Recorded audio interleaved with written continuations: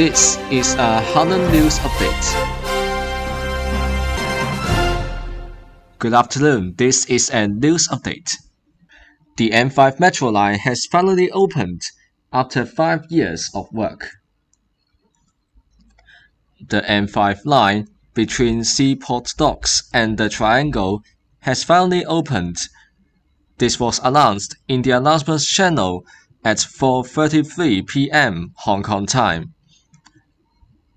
Mania De Pierre stated that after 5 years of hard work, multiple delays, and many obstacles tackled, Harlon Transit is proud to bring the transit up to a new standard by opening the M5 Metro line.